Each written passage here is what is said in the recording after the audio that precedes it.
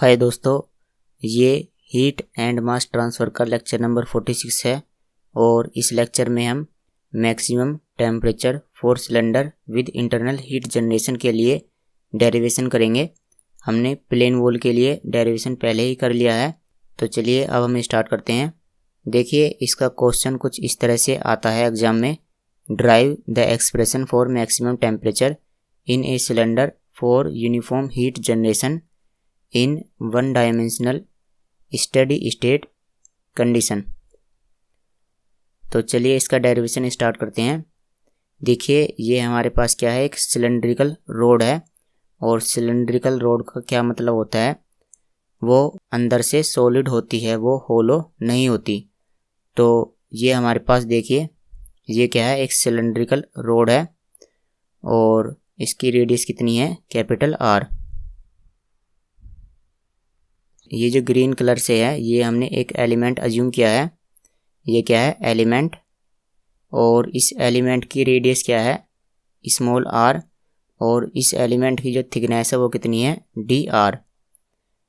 अब देखिए, ये जो सिलेंड्रिकल रोड है, इसकी सरफेस पर टेम्परेचर जो है वो कितना है, टी डब्ल्यू, और यहाँ पर एयर है और एयर का जो टेम्परेचर है वो कितना है, टी ए, और इसके लिए हीट ट्रांसफ़र कोफिशिएंट है एच।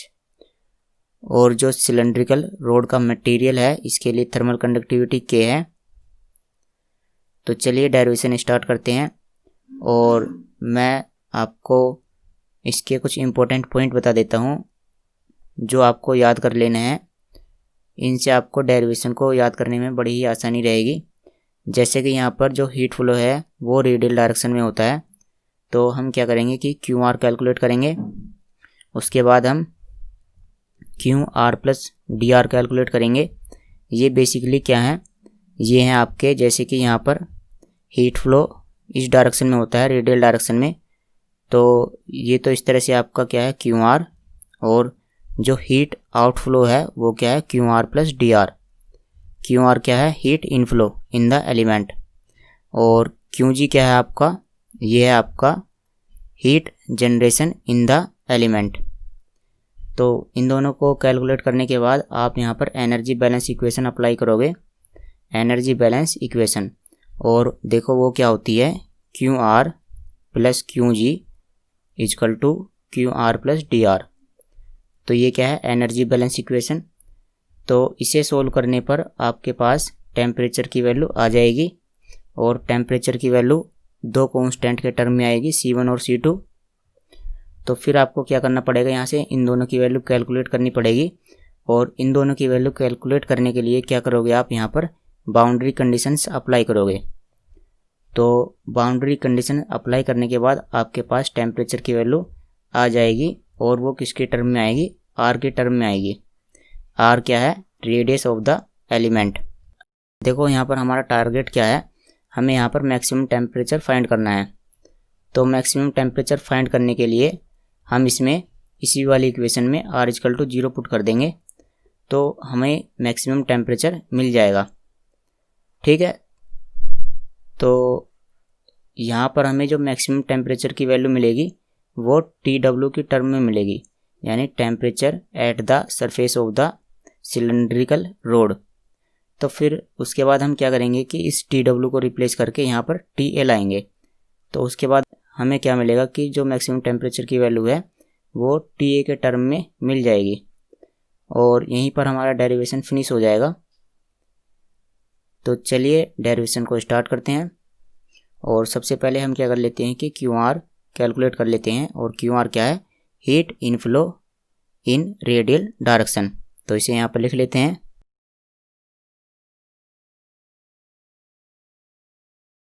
तो देखिए इसकी वैल्यू किस तरह से आएगी, फोरियर्स लॉ ऑफ हीट कंडक्शन से आएगी। तो वो क्या होता है, देखो माइनस के के इंटू ए। तो जो आपका एलिमेंट है इसके लिए सरफेस एरिया कितना रहेगा, देखो आपको सरफेस एरिया का फॉर्मूला पता होगा, 2πr_L, और वॉल्यूम का फॉर्मूला क्या होता है, πr²L। ये दोनों फॉर्मूले सिलेंडर के लिए होते हैं। तो सरफेस एरिया हम लिख देते हैं 2πr_L, और यहाँ पर रेडियस भी स्मॉल आ रही है, तो 2πr_L, और यहाँ पर क्या आएगा dt/dr। तो dt/dr। अब हम QR प्लस dr कैलकुलेट करेंगे और ये क्या है, हीट आउटफ्लो इन रेडियल डायरेक्शन।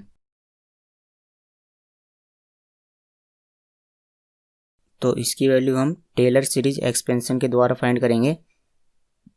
तो देखो टेलर सीरीज एक्सपेंशन क्या होता है, QR plus d/dr QR dr।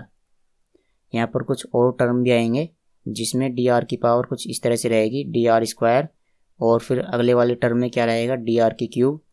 तो इस तरह से ये जो वैल्यू है ये 0 को टेंस करती हैं, तो इनकी वैल्यू 0 हो जाएंगी। तो आगे वाले टर्म को लिखने से कोई भी फ़ायदा नहीं है।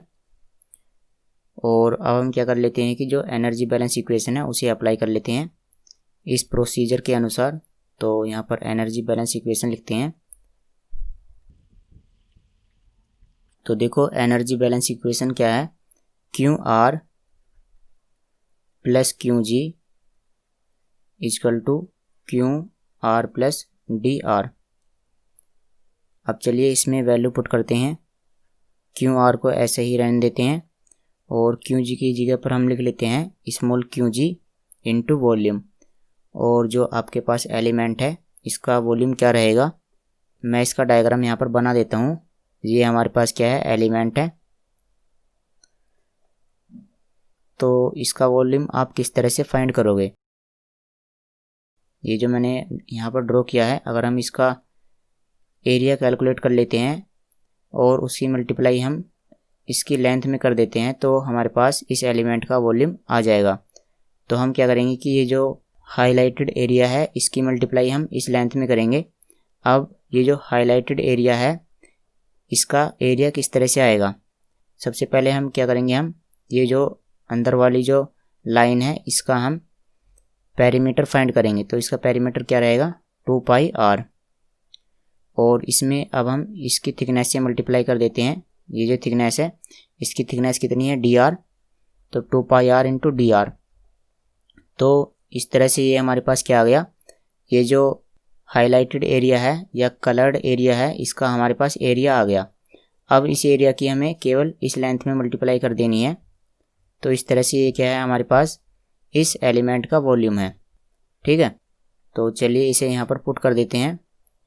तो 2πr इंटू dr, ये आपके पास क्या था, पेरीमीटर, और ये क्या है उसकी थिकनेस, इंटू l क्या है, लेंथ ऑफ द सिलेंडर। और इसकी जगह पर हम इसे लिख देते हैं।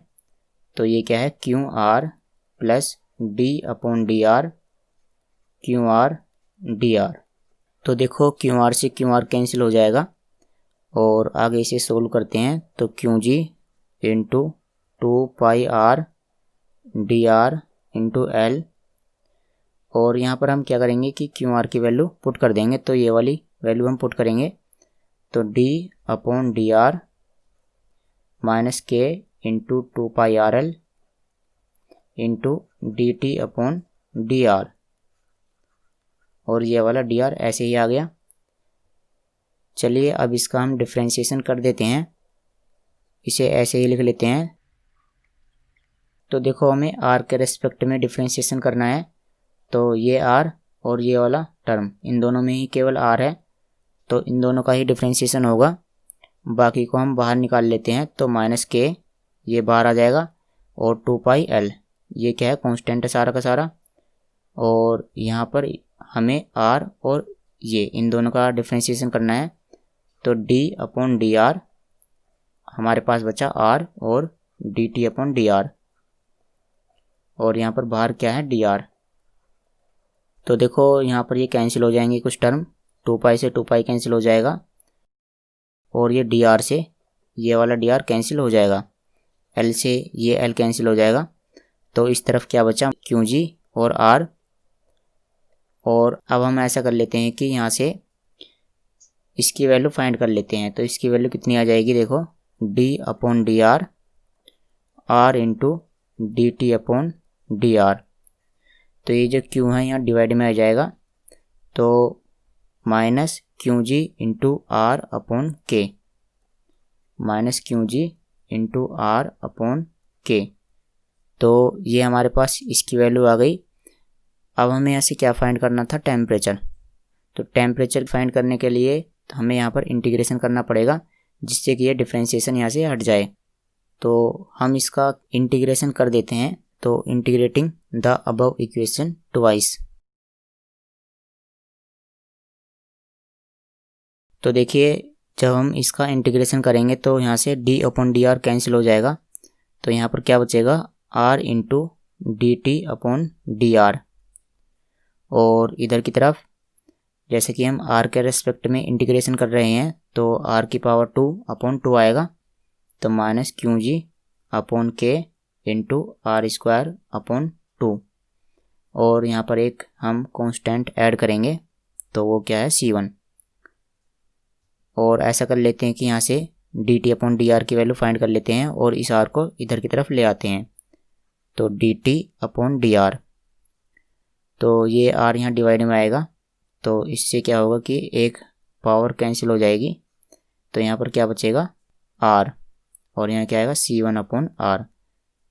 ऐसा करते हैं कि इसे हम इक्वेशन 1 मान लेते हैं, क्योंकि इसकी हमें बाद में ज़रूरत पड़ेगी। तो चलिए हम इसका दोबारा से इंटीग्रेशन कर देते हैं। तो यहाँ पर क्या आएगा, t, और यहाँ पर क्या हो जाएगा, r²/2 आएगा यहाँ पर। तो 2 × 2 क्या हो जाएगा, 4। तो -qg इंटू r²/4k। और यहाँ पर क्या रहेगा, देखो 1/r का इंटीग्रेशन क्या रहेगा, log r। तो c1 इंटू log या ln r प्लस c2। इसे इक्वेशन हम 2 मान लेते हैं। तो हमारे पास यहाँ पर टेम्परेचर की वैल्यू आ गई c1 और c2 की टर्म में। अब हम यहाँ पर बाउंड्री कंडीशंस अप्लाई करेंगे और c1 और c2 की वैल्यू फाइंड करेंगे। तो यहाँ पर हम बाउंड्री कंडीशंस लिख लेते हैं। तो अपने वाले डायग्राम में देखिए कि बाउंड्री कंडीशंस क्या रहेंगी। देखो जब r की वैल्यू कैपिटल R हो जाती है, ये जो स्मॉल r है इसकी वैल्यू कैपिटल R हो जाती है, तो आपका टेम्परेचर कितना रहता है, TW। आप सरफेस पर टेम्परेचर देख सकते हो कि यहाँ पर टेम्परेचर कितना है, TW। तो एक तो बाउंड्री कंडीशन ये रहेगी, और दूसरी ये रहेगी कि जो भी यहाँ पर हीट जनरेट होती है वो यहाँ पर ट्रैवल करेगी सरफेस की ओर। तो heat generated equal to heat lost by conduction at the rod surface. तो ये आपकी दूसरी बाउंड्री कंडीशन है। तो इन दोनों को हम यहाँ पर लिख लेते हैं। तो at r equal to capital R, t equal to TW। तो ये आपकी फर्स्ट बाउंड्री कंडीशन है। और सेकंड वाली क्या है, हीट जनरेटेड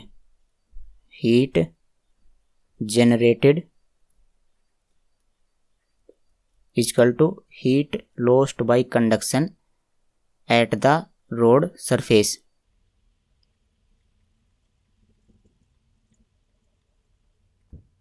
तो चलिए बाउंड्री कंडीशन अप्लाई करते हैं। तो सबसे पहले हम सेकंड वाली बाउंड्री कंडीशन अप्लाई कर लेते हैं। तो यहाँ पर लिख लेते हैं अप्लाइंग सेकंड बाउंड्री कंडीशन।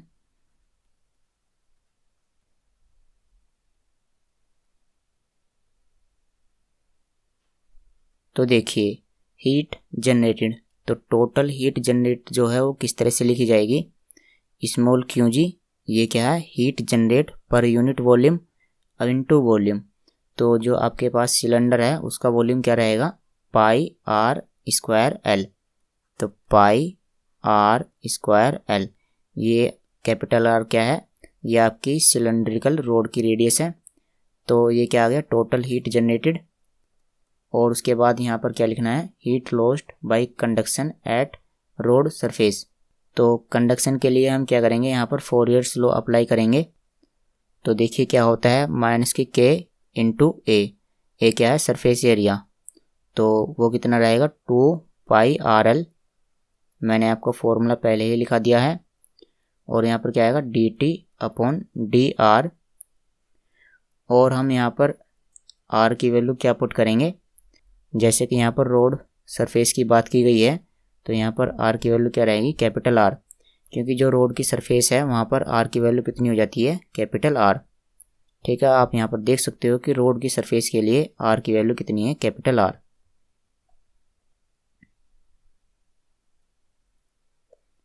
अब हम यहाँ से क्या करेंगे कि D T upon D R at R equal to capital R, इसकी वैल्यू हम फाइंड करेंगे। तो देखो पाई आर एल से पाई आर एल कैंसिल हो जाएगा, तो D T upon D R की वैल्यू क्या रहेगी, Q G into R upon K upon 2। तो इसे लिख लेते हैं D T upon D R at R equal to capital R. तो कितना मिलेगा हमें, minus Q G into R upon K into 2। ठीक है, ये के और 2 ये दोनों डिवाइड में आ गए इधर की तरफ। तो ऐसा करते हैं कि इसे हम इक्वेशन 3 अज्यूम कर लेते हैं।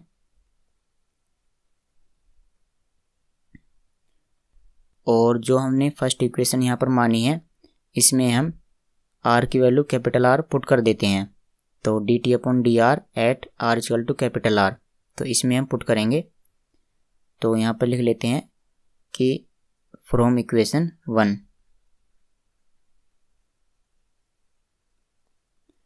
तो D T upon D R at R equal to capital R. तो यहाँ पर हम क्या करेंगे कि जो आर की वैल्यू है वो कैपिटल आर पुट करेंगे, तो यहाँ कैपिटल आर आएगा और यहाँ पर भी कैपिटल आर आएगा। तो minus Q G into R, तो इसे लिख लेते हैं यहाँ पर minus K Q G into R upon K into 2, और वहाँ पर क्या था C1 अपॉन स्मॉल आर, तो यहाँ क्या हो जाएगा C1 अपॉन कैपिटल आर। और इसे हम इक्वेशन 4 मान लेते हैं। अब आप देखो कि ये दोनों वैल्यू आपस में इक्वल हैं, तो हम क्या करेंगे कि इन दोनों वैल्यू को भी आपस में इक्वल रखेंगे। तो from equation 3rd and 4th,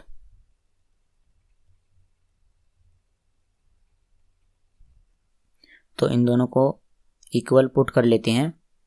तो minus Q G into R upon K into 2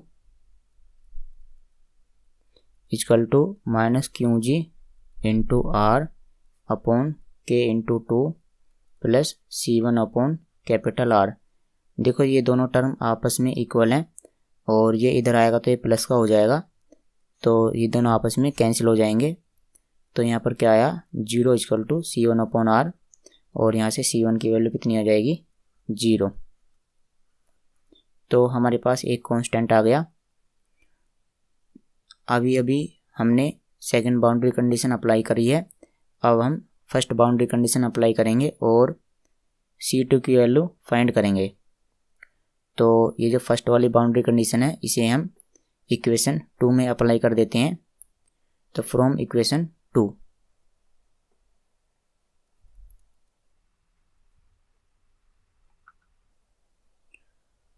तो यहाँ पर देखिए हम आर की वैल्यू कितनी पुट करेंगे, कैपिटल आर, और टी की वैल्यू टी डब्ल्यू। तो यहाँ पर क्या आएगा, T W equal to Q G into capital R square upon 4K plus C1 की जगह पर हम 0 पुट कर देते हैं क्योंकि इसकी वैल्यू हमने फाइंड कर ली है, और यहाँ पर log capital R plus C2, तो वहाँ से C2 की वैल्यू आ जाएगी। तो चलिए यहाँ पर पुट कर देते हैं। तो देखो T W equal to minus Q G upon 4K into capital R square plus C1 की value 0 into log R plus C2। तो यहाँ से C2 की वैल्यू आसानी से आ जाएगी, तो इसे हम लिख लेते हैं C2 equal to T W plus Q G upon 4K into capital R square. तो इस तरह से हमने दोनों बाउंड्री कंडीशन अप्लाई करके C1 और C2 की वैल्यू फाइंड कर ली। तो अब हम क्या करते हैं कि इन दोनों वैल्यू को हम फिर से इक्वेशन नंबर 2 में रख देते हैं, और जिससे हमारे पास टेम्परेचर की वैल्यू आ जाएगी। तो हम यहाँ पर C1 और C2 की वैल्यू पुट कर देते हैं। तो चलिए इसे दोबारा से लिख लेते हैं। तो फ्रॉम इक्वेशन 2, तो देखिए T equal to minus Q G upon 4K into small R square plus वहाँ पर क्या था C1 इंटू log R, तो C1 की वैल्यू कितनी है 0, तो 0 इंटू log R प्लस यहाँ पर क्या था C2, तो C2 की वैल्यू कितनी है ये है, तो इसे हम पुट कर देते हैं। तो ये क्या है TW plus Q G upon 4K into R square. तो इन दोनों को आपस में मर्ज कर लेते हैं। तो T इजकल टू यहाँ से देखिए Q G upon 4K common आ जाएगा, तो ये हमने यहाँ पर कॉमन ले लिया और देखिए यहाँ पर क्या बचा आर स्क्वायर और यहाँ पर minus small R square plus यहाँ पर TW। तो ये हमारे पास टेम्परेचर की वैल्यू आ गई। अब बस हमें यहाँ पर मैक्सिमम टेम्परेचर फाइंड करना है। तो मैक्सिमम टेम्परेचर फाइंड करने के लिए ज़रा यहाँ पर देखिए कि टेम्परेचर की वैल्यू मैक्सिमम कब रहेगी। देखो ये तो प्लस में है और यहाँ पर केवल एक ही फैक्टर है जो इसे घटाने की कोशिश कर रहा है। तो यदि R की वैल्यू हम 0 यहाँ पर पुट कर देते हैं तो हमारे पास टेम्परेचर की वैल्यू मैक्सिमम मिलेगी। तो यहाँ पर लिख लेते हैं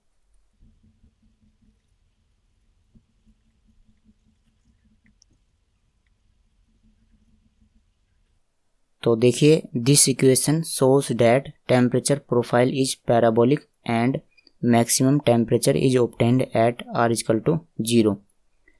तो देखो टेम्परेचर प्रोफाइल कैसी है, पैराबोलिक है। और वो पैराबोलिक क्यों है, देखो क्योंकि यहाँ पर R की पावर कितनी है 2 है, तो जो टेम्परेचर है वो किसका फंक्शन है आर स्क्वायर का। तो पावर 2 होने की वजह से हम कह सकते हैं कि जो टेम्परेचर प्रोफाइल है वो कैसी है पैराबोलिक है। यदि R की पावर 1 होती तो टेम्परेचर प्रोफाइल कैसी होती लीनियर, और यदि R की पावर 3 रहेगी तो टेम्परेचर प्रोफाइल क्यूबिक रहेगी। और यहाँ पर देखिए मैक्सिमम टेम्परेचर ये तो मैंने आपको बता ही दिया है, तो इसमें R की वैल्यू 0 पुट कर देते हैं तो हमें मैक्सिमम टेम्परेचर मिल जाएगा। तो यहाँ पर लिख लेते हैं एट R इजकल टू 0, तो टेम्परेचर क्या मिलेगा हमें मैक्सिमम, तो T maximum equal to Q G upon 4K into R square plus TW। तो ये हमारे पास मैक्सिमम टेम्परेचर की वैल्यू आ गई। अब हम यहाँ पर TW की जगह पर TA लाएंगे। तो TA किस तरह से लाएंगे, देखो वो हम इस तरह से लाएंगे। देखो यहाँ पर डायग्राम में यहाँ पर जो भी हीट जनरेट होती है तो सबसे पहले तो वो कंडक्शन के द्वारा बाउंड्री पर डिसिपेट होती है और फिर वो कन्वेक्शन के द्वारा एनवायरनमेंट में डिसिपेट होती है, पहले कंडक्शन के द्वारा फिर कन्वेक्शन के द्वारा। तो हम कह सकते हैं कि जो एनर्जी जनरेटेड है वो किसके इक्वल है, energy lost by convection into the surrounding. तो इसे हम यहाँ पर लिख लेते हैं energy generated equal to energy lost by convection into the surrounding. तो एनर्जी जनरेटेड कितनी है, देखो आपको पता होगा कितनी है वो, क्यू जी इंटू वॉल्यूम, और वॉल्यूम क्या है पाई R स्क्वायर L, और एनर्जी लॉस्ट बाय कन्वेक्शन। तो कन्वेक्शन के लिए हम Newton's law of cooling apply करेंगे और वो क्या होता है HA डेल T। तो H इंटू एरिया, तो एरिया कितना है 2πRL और डेल टी का मतलब टेम्परेचर डिफरेंस। तो वहाँ पर देखो टेम्परेचर डिफरेंस कितना है, सरफेस पर आप देख सकते हो जो सिलेंडर था यहाँ पर टेम्परेचर कितना था TW और यहाँ पर कितना था TA। तो टेम्परेचर डिफरेंस कितना मिलेगा TW माइनस TA। तो इसे यहाँ पर लिख लेते हैं TW माइनस TA। तो यहाँ से हम TW की वैल्यू फाइंड करेंगे और उसे हम यहाँ पर पुट कर देंगे। तो देखो पाई RL से पाई RL कैंसिल हो जाएगा और यहाँ से TW की वैल्यू कितनी आएगी, देखो ये जो H है वो डिवाइड में जाएगा, तो Q G into R upon, और ये 2 भी है तो 2H प्लस ये वाला TA। तो अब हम TW की वैल्यू यहाँ पर पुट कर देते हैं। तो टेम्परेचर मैक्सिमम की वैल्यू कितनी हो जाएगी, तो देखो Qg/4k into R square plus ये लिखेंगे और ये लिखेंगे, तो Qg/2h into are plus TA। तो ऐसा कर लेते हैं कि यहाँ से हम Qg कॉमन ले लेते हैं, तो इसे लिख लेते हैं TA प्लस Qg हमने कॉमन लिया, यहाँ पर क्या बचा r²/4k प्लस r/2h। तो ये आपका मैक्सिमम टेम्परेचर के लिए फॉर्मूला है। तो ये डेरिवेशन यहाँ पर फिनिश हो जाता है। जो प्लेन वॉल के लिए हमने किया था बस उसमें कितना चेंजेस था, यहाँ पर 8k था और r की जगह पर वहाँ पर प्लेन वॉल की थिकनेस थी, तो r की जगह पर क्या था L। तो केवल 2 चेंजेस थे और सारी की सारी वैल्यू सेम ही थी। तो चलिए दोस्तों, आज की वीडियो में इतना ही। यदि आपको कोई डाउट है तो आप कमेंट में पूछिए, मैं आपको तुरंत उसका जवाब दूंगा। तो जल्दी मिलते हैं अगली वाली वीडियो में, और अगली वाली वीडियो में हम इसके लिए कुछ न्यूमेरिकल करेंगे।